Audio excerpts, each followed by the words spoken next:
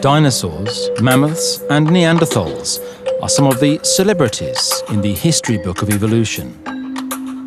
They used to thrive on our planet, but they all became extinct. And they're not the only ones.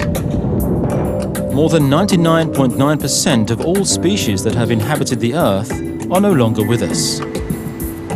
Our own species has only recently made its appearance on the evolutionary stage. Our large brain made it possible for us to colonize even the most remote corners of the world, and to grow to a population of more than 7 billion individuals.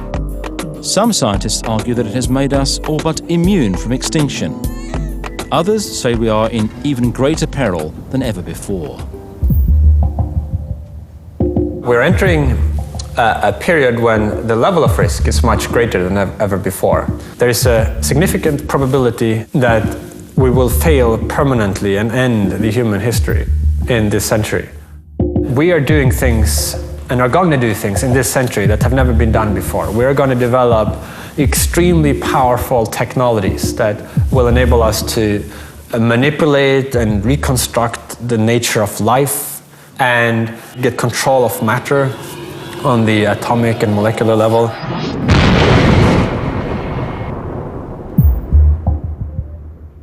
No one knows if humanity is at the beginning of its journey or approaching the end.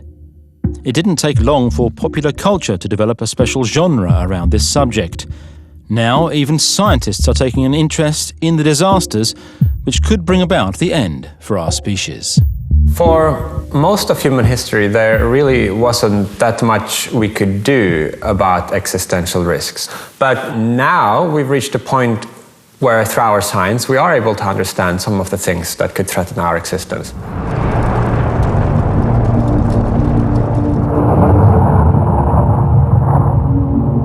Are we mainly threatened by natural phenomena? Or will we bring about the end all by ourselves? And what are the odds that an extinction-level event will occur this century? We'll be seeking answers to those questions.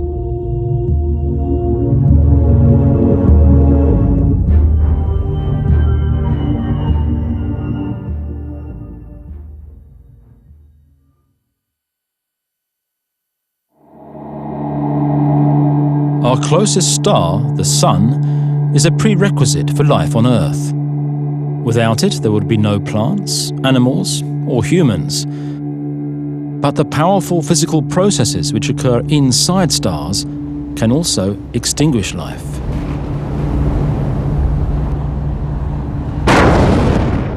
When a star dies in a violent fashion, we may be unlucky enough to be directly in its path. Believe it or not, we are literally looking down the gun barrel of the most titanic explosive event in the entire universe.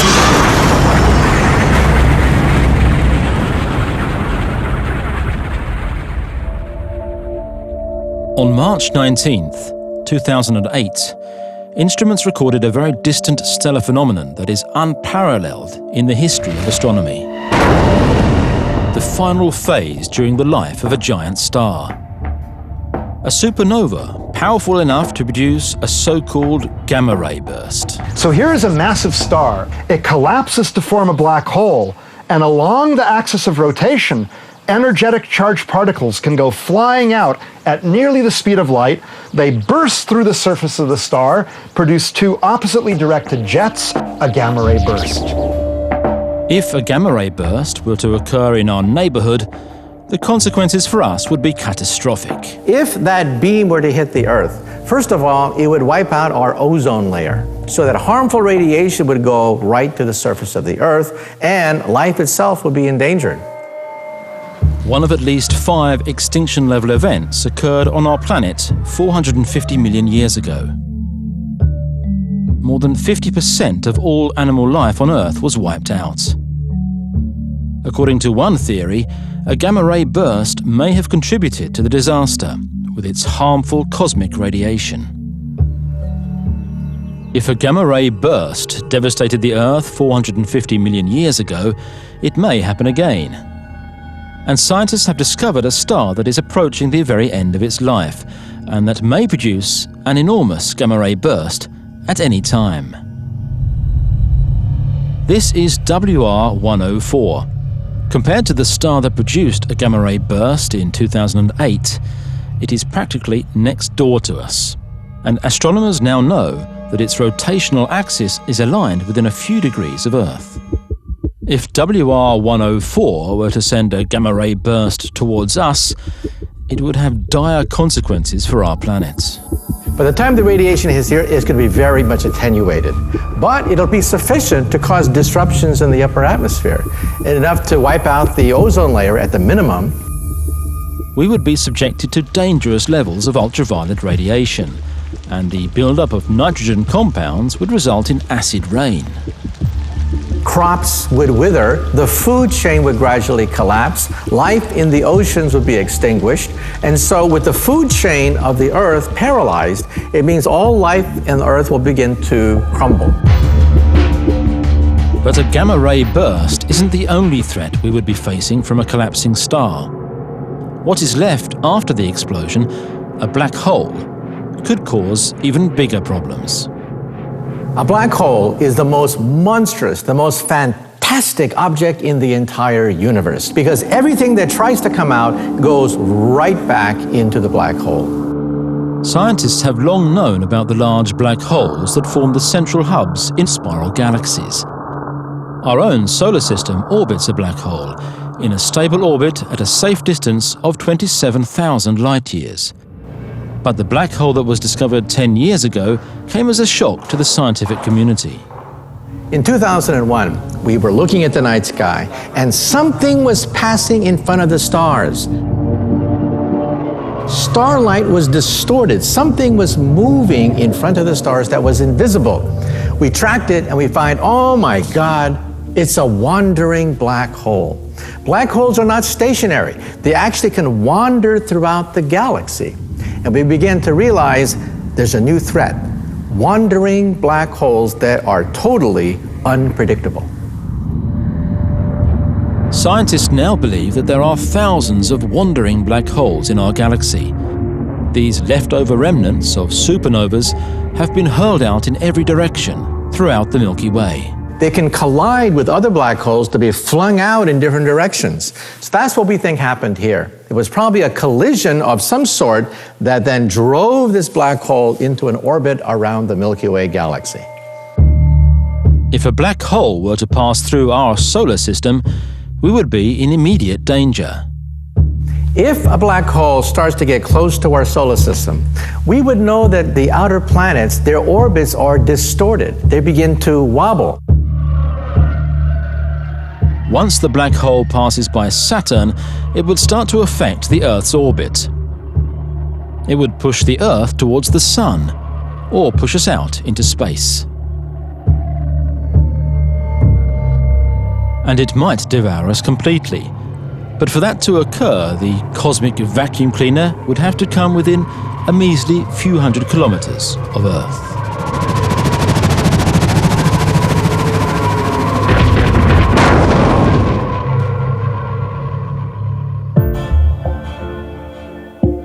The odds of being hit by a gamma-ray burst this century are minimal, about 1 in 10 million. The odds of a close encounter with a black hole are even slimmer. This is one of the risks from nature. We know something about them, which is that they are very rare. It would be extremely unlikely if one of these blasts hit us within the next 100 years. That's why the threats from collapsing stars end up in the 10th and final spot on our list of annihilation scenarios.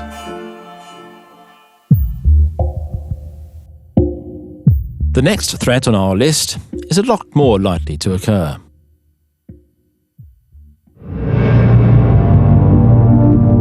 No one noticed as it came hurling towards us a few years ago, and no instruments caught it as it passed us by, at a distance less than a third of the way to the Moon.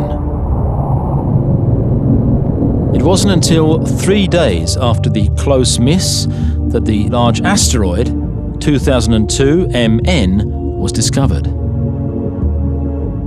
If its orbit had been just Slidholm, there would have been no warning, and the results would have been devastating. End. Fini. Everybody in Stockholm is dead.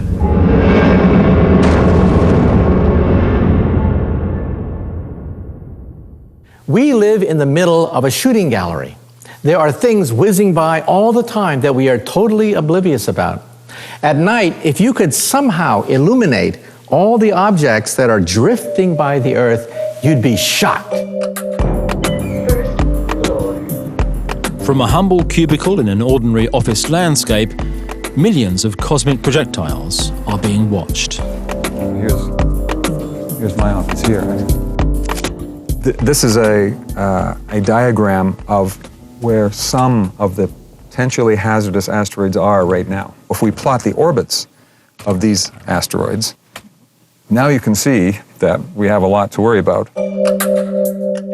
Paul Chodas's morning routine would make anyone wish they'd stayed in bed. Automated software allows for information regarding newly discovered asteroids which may impact Earth to be sent directly to his inbox. So we have, for example, a new object was discovered which has a possibility of an Earth impact in the year 2071 with a probability of about 3 in a million. This is a new discovery overnight. Every day we have something new. But an object the size of a high-rise building, like 2002 MN, would impact Earth without warning is unfortunately not an unlikely scenario. Half of the asteroids approaching us have the sun on their backs and are therefore impossible to detect in advance. And there are plenty of objects left to discover out there. Of the ones which cross the Earth's orbit and pose a potential threat to Earth, there are about 1 million of them. And of those, today we only know about 1% or less, in fact, a fraction of 1%.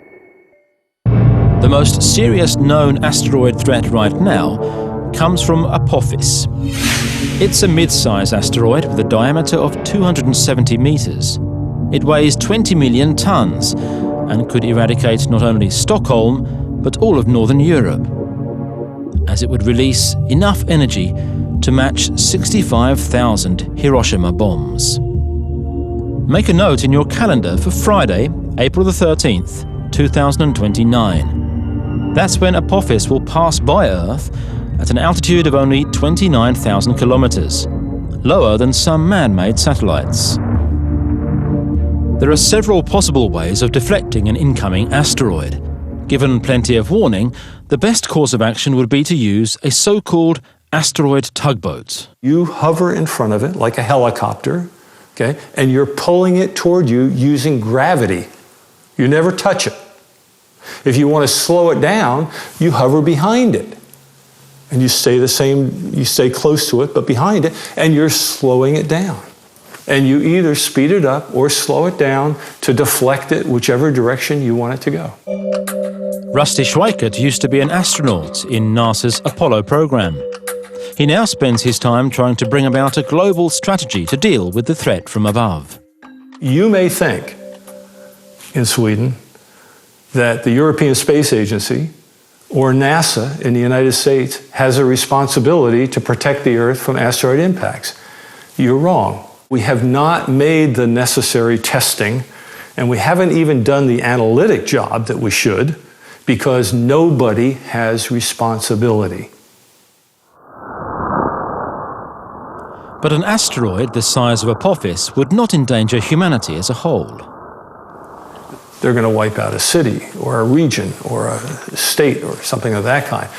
But when they get up to 2 kilometers or so in diameter, now you're talking about a global disaster. Astronomers have discovered more than 800 asteroids close to Earth, which are more than a kilometer in size. Once you reach 3 kilometers in diameter, it really becomes a very serious global event where there is a possibility that humanity could succumb. If you go up to 10 kilometers, then it might be more likely than not that humanity would die. The asteroid that wiped out 75% of all life on Earth 65 million years ago, including the dinosaurs, was about 10 kilometers in size. The explosion set the stage for small mammals, from which we humans would later evolve. But we can't know if we would be among the minority of species which would survive the next huge impact. You would have, obviously, an immense shock during the actual impact, but with a large asteroid strike, it could inject a lot of soot and aerosols into the atmosphere, which would block out the sunlight, and you could get a long period of darkness and below freezing temperatures around the globe. And it's probably through these climatic effects in the aftermath that the last human survivors would perish. Well, there's a good one today, JU-39. Okay. Check it out. In all probability, none of the larger asteroids will be on a collision course with Earth in the immediate future. The real threat to humanity comes from another direction. The real danger is not asteroids so much, because we track them. They go around the sun in very periodic orbits. The danger is comets.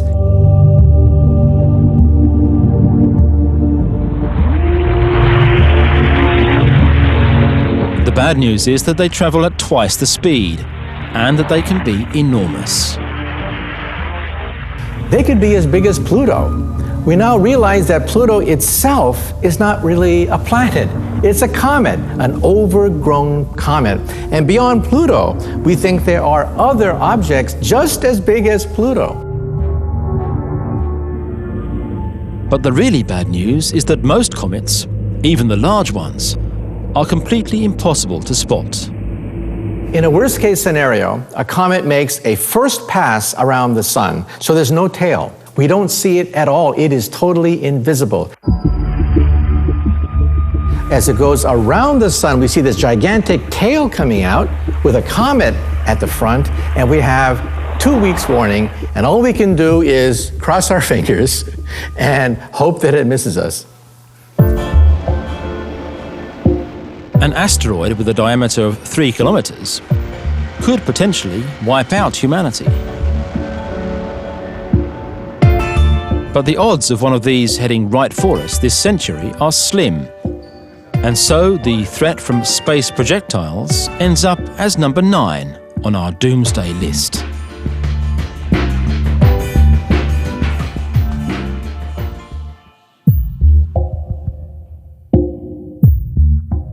The next threat on our list is twice as likely to occur.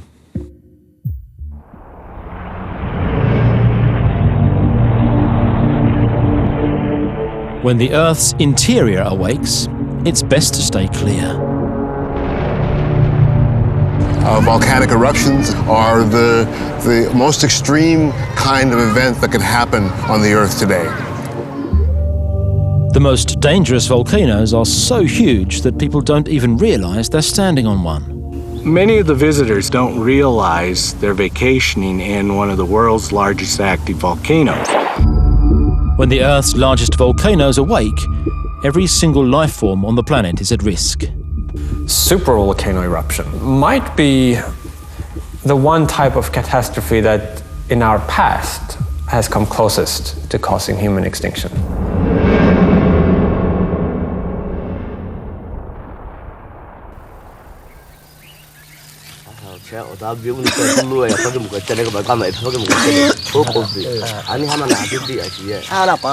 Times were hard for the people who inhabited the Earth 75,000 years ago. One of the Earth's recurring cold periods had begun. The temperature was dropping, and things were about to take a turn for the worse. On the other side of the world, on the island of Sumatra, an enormous volcanic eruption occurred. The volcano, called Toba, pumped out several thousand cubic kilometers of magma and sulfurous gas into the atmosphere. Our ancestors in East Africa would have seen the sky growing darker. You would have seen the sun much, much dimmer. The sky would be almost overcast. Global temperatures dropped. It would have been freezing temperatures at the equator. Scientists believe that the volcanic winter caused by Toba's eruption lasted more than 5 years, and that it almost led to a total disaster for humanity. We know that from modern genetic studies of human beings that we went through a population narrowing about 75,000 years ago, about the time when the Toba eruption happened. We reduced in numbers to maybe a few thousand individuals. It's been described as humanity's most critical hour. Really, the human species then was teetering on the brink of extinction. So according to the Toba catastrophe theory, this immense supervolcano was responsible for virtually, almost causing the extinction of the human species. And eruptions of this magnitude are not just things of the past. For volcanoes, especially supervolcanoes, it's not a question of if there's going to be another eruption, it's just a question of when the eruption will be. The main candidate for the next super eruption is actually also one of the world's most visited tourist spots.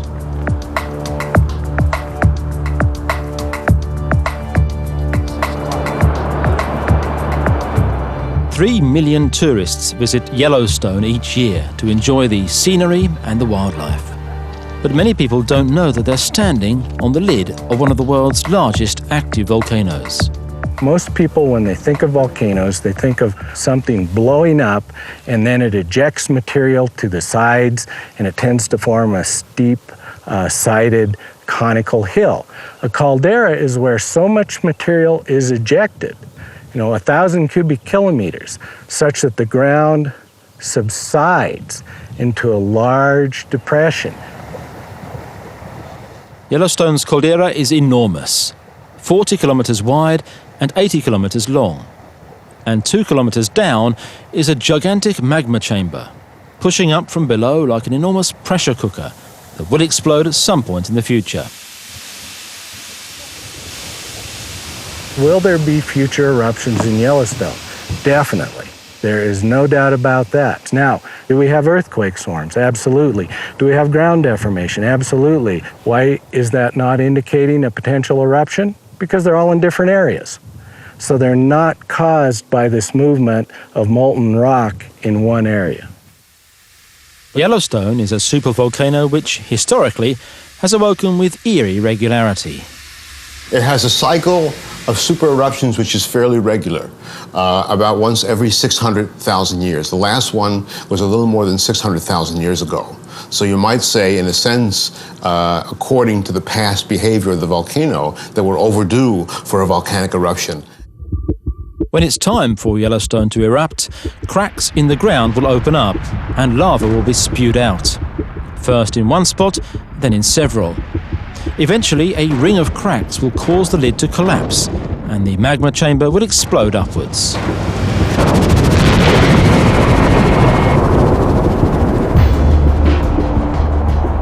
An enormous cloud of grey gas will be formed as the volcano erupts.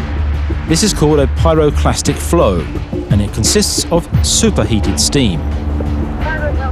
It spreads in all directions, travelling at several hundred kilometers per hour. Nothing in its path can survive. This is Bozeman, the fastest growing city in Montana, and a natural starting point for a visit to Yellowstone.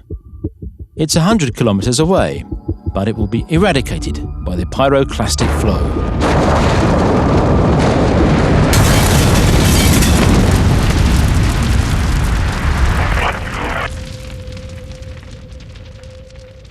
Smaller particles in the doomsday cloud will reach an altitude of 25,000 meters and spread across the entire atmosphere. The main effect of super eruptions on society would be the climatic effects. In the worst case scenario, you would have maybe up to 5 or 6 years in which the growing season would be cut short or probably maybe even eliminated completely. For now, we don't have any of the kind of stockpiles of food that we would need to get through a volcanic situation.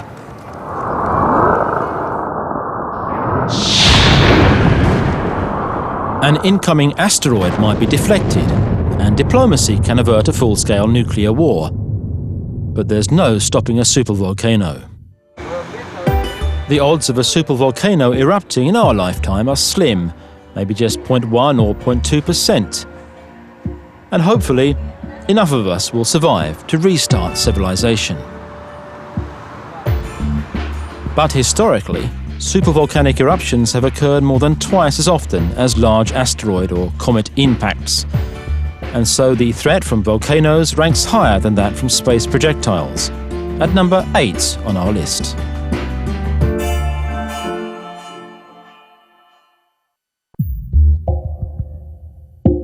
The next item on our list is in the category of unknown threats.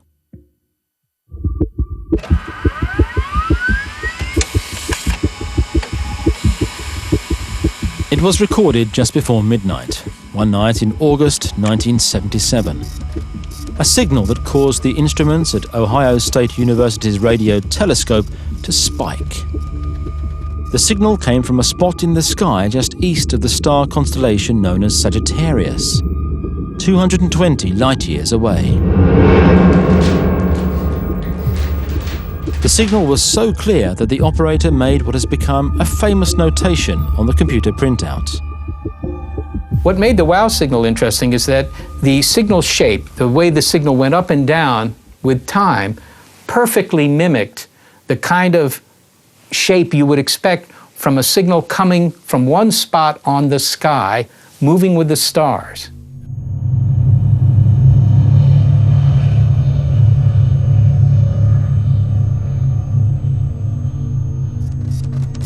During the search for extraterrestrial intelligent life, the WOW signal is the only signal that cannot be explained as a natural cosmic phenomenon, or the result of human activity. In the case of the WOW signal, of course, we don't know what it was. It was never seen again. Could they be out there? Advanced creatures that have been portrayed in books and movies? At times they've come in peace, but for the most part, their plans have been much more sinister.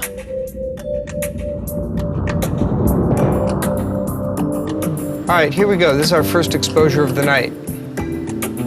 Go, we're shooting. No one knows if there is life on other planets. But given the rapid advances being made in astronomy, it's most likely to be only a matter of time before we know the answer. 10th magnitude. Well, we are living in a very special time. And now, finally, for the first time in human history, we have a chance to find the first Earth-like planets orbiting other stars and find some of those Earth-like planets that are habitable, suitable for life as we know it. Since the first discovery was made in 1995, planet hunters on both sides of the Atlantic have come up with an inventory of about 500 so-called exoplanets, planets which orbit around other stars. So you saw that from the first detection 15 years ago, when we were basically detecting only if there is a planet and what about is a planet. Now we move very far along the way that we start to tell you what is the temperature on the planet, what is the size on the planet, what is the gravity, is it rocky, is it gas, could you land on this planet, basically? So we're really moving. It's like a science fiction book, but it's not science fiction, it's reality. This is the first star that was found to have planets which could sustain life. Gliese is a solar system just 20 light-years away, and like our solar system, it contains several planets. Both the planet called 581G and possibly its outer neighbour 581D may be able to sustain life. Since Earth-like planets have been found in such close proximity to us, after such a short search, scientists believe that the number of Earth-like planets in space could be enormous. So there are so many stars in the galaxy. There are 100 billion stars. So I must expect to have millions of planets with life. But whether or not the galaxy is abundant with intelligent life is a completely different question. You see this very obvious line here. That's a signal, and that's the kind of thing we're looking for. Because at SETI, the search for extraterrestrial intelligence, people believe that it's only a matter of time before we establish contact. Keep in mind that there are just an awful lot of worlds out there. Maybe 1% of them are interesting, or 1 in 100% of them are interesting. When you have a million of them, it really doesn't matter. People have been listening for extraterrestrial signals for almost 50 years now, but so far nothing more promising than the WOW signal has been picked up. But that'll change. I think that'll change. This array will allow us to search enormously faster. And so with this thing going, in the next 24 years, you could check out 1 million star systems. That's the antenna that I think could find ET in the next 24 years. But then, could aliens pose a threat? No one has a problem with just listening for signals, like at SETI, but what this man does has caused some raised eyebrows. Alexander Zaitsev is a Russian radio astronomer. No one has done more to send messages into space than him. His latest message was transmitted in 2008 to the Gliese solar system. То мы в деле наведения моста между нами и предполагаемой цивилизацией мы прошли свою часть пути. We make our part of job.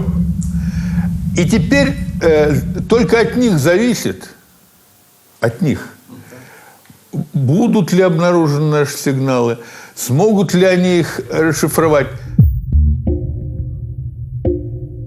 If there are beings in the Gliese system that are able to receive his message when it arrives in the spring of 2028, they would find out quite a lot about us. The message includes a list of Earth's natural resources, such as minerals and metals. A map shows how the continents are aligned, and included is also a guide to the genetic makeup of humans. There are conferences that have been organized about this. The reason that we consider them is because it's a highly emotional subject. And it's an emotional subject because there are some people who think it's dangerous and they don't think that anybody should do it. And some people will object and say, yeah, sure, there's all this, our television and so forth has been going into space, but that's a pretty weak signal. What we should try to avoid is any deliberate broadcast that would make a very much stronger signal going in the direction of some particular star system. Alexander Zaitsev shrugs off the criticism. Нет ничего, вот как мне кажется, что нет ничего такого, что мы могли бы сообщить, что представляет опасность. И когда формируется цифровая часть радиопослания, то излагаются некие общие сведения, которые нам известны о Вселенной и о нас. Ours might be the only civilization in our part of the universe. If so, we could scratch aliens off the list of threats.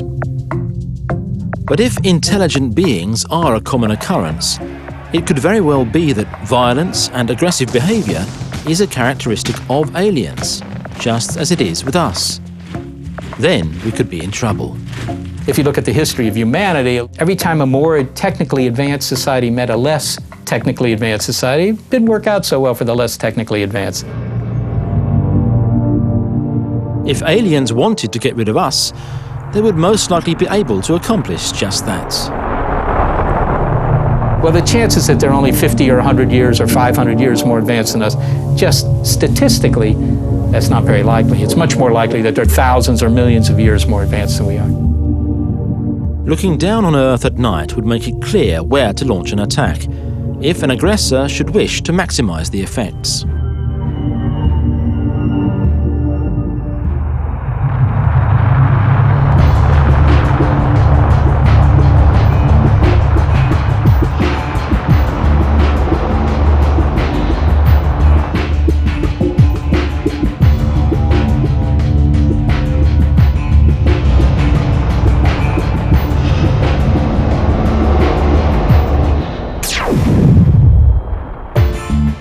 Since we most likely wouldn't survive an encounter with aggressive aliens, this threat ranks as number 7 on our doomsday list.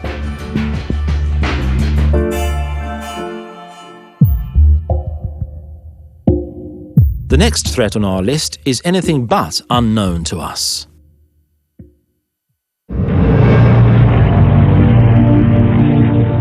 In many ways, these are the most successful entities on Earth: bacteria, parasites, and viruses.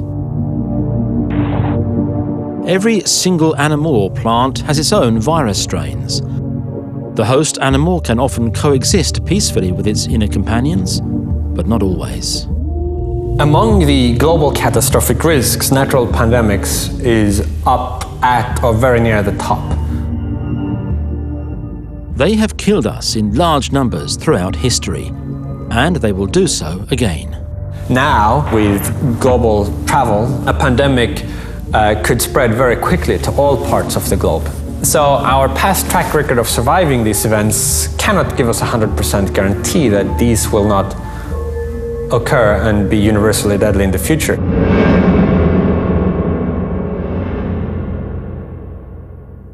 The people of San Francisco celebrate. You've seen the signs they carry. The year is 1918. People all over the world celebrate the end of World War I, like here on Market Street in San Francisco. A 4-year-long war is finally over. But as the war is ending, the real enemy appears. A lot more deadly than artillery shells or poison gas. Looking closely at the celebration, you notice that people are wearing face masks. An influenza pandemic called the Spanish flu is spreading like wildfire.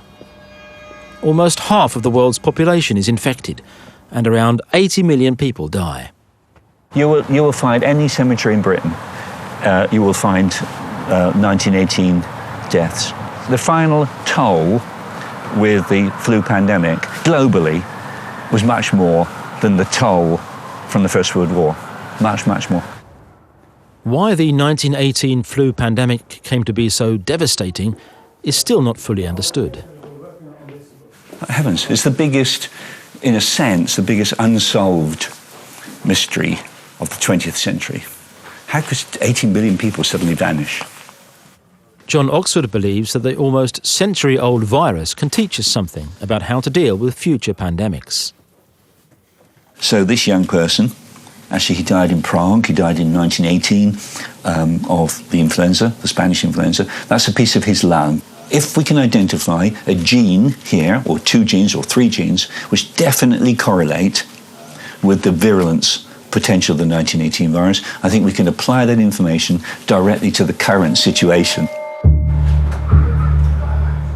Today, almost a century later, there are virus strains like bird flu and swine flu. On the surface, they may seem a lot less harmful, but Oxford urges caution. What I'm saying is, bird flu hasn't killed many people yet, but it's still evolving and could perfect itself and gain the ability to jump out of Southeast Asia and begin to spread. The fact of the matter was, in that great Campo de Templar, that's the number of deaths they had there. They had about 200 deaths. But within 2 years, that virus had taken off. It's like an aeroplane. It had gone up to speed, taken off, and killed 80 million. That is the threat.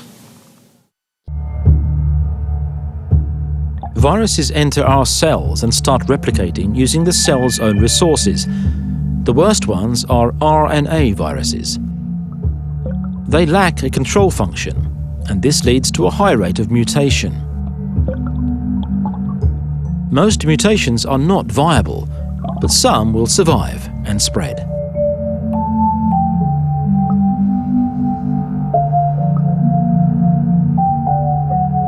It's like Darwin. That's the situation. The survival of the fittest. And this virus makes sure, by throwing off all these mutants, that there will be one mutant that is the big boy on the block. It is the most fit virus, and it's that one which will take off. Things get worse when an RNA virus from another host animal infects us. Different virus strains can combine, and the result will be virus strains that the body's immune system is completely unfamiliar with. The HIV virus made its way to humans from monkeys a century ago. SARS and Ebola originated in bats. A virus that makes the leap from animals to humans is called a zoonosis, and virus hunters like Nathan Wolfe keep discovering new ones. Sometimes pets, wild animal pets, are kept in villages, which means maybe bites, children get bites, people get bites. When you hunt and butcher animals, you actually are going to have a tremendous amount of potential for contact with the full range of blood and body fluids that potentially could harbor these infectious diseases. Scientists at the Royal Institute of Technology in Stockholm have access to powerful virus-spreading simulation software, and they've used this to establish how society would be able to deal with a pandemic on the order of the 1918 flu pandemic. And it's not a pretty picture. Det här scenariot då är ju en person smittad i Sydostasien som anländer till Arlanda. Då har vi, när planet landar, 5 personer, inklusive den här första då, som är smittade. Och sen sprids smittan naturligtvis vidare över hela landet ganska så raskt. The virus spreads in homes and workplaces, but mostly where people gather in large crowds.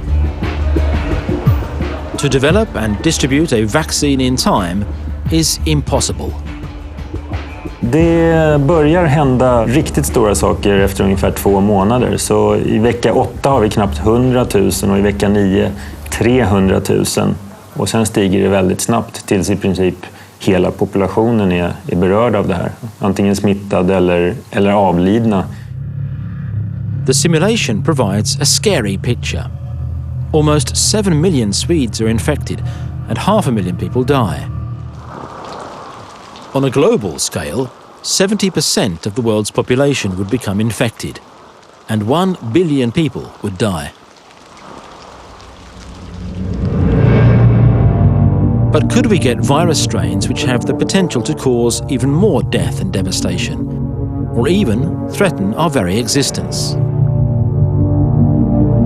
What's to say that next time you wouldn't get something, say, with the virulence and lethality of Ebola, yet with the transmissibility of the common flu, and maybe with the incubation time of HIV/AIDS.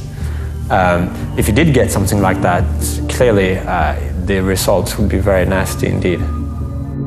A diabolical virus could spread around the world like a Trojan horse, without us even noticing it, only to wipe us out at a later date. It's an unlikely scenario, but it cannot be ruled out. You should never underestimate a virus, any virus. Never, ever, ever.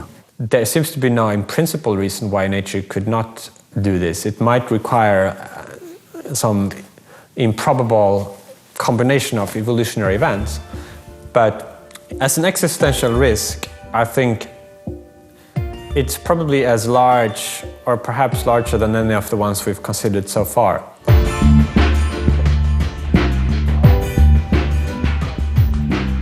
The threat from microorganisms ranks as number 6 on our list.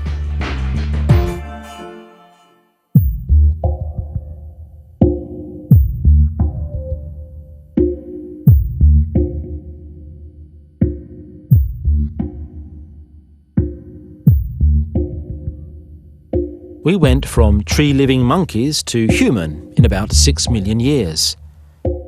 Our path to this point has been lined by disasters and death. Dangerous predators, recurring droughts and ice ages reduced our numbers. But a small remnant always managed to survive and has brought us to where we are now.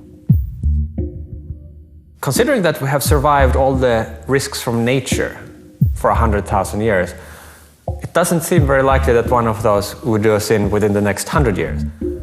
And therefore, I believe that if we go extinct within the next 100 years, it is much more likely to be as a result of anthropogenic risks of our own doing.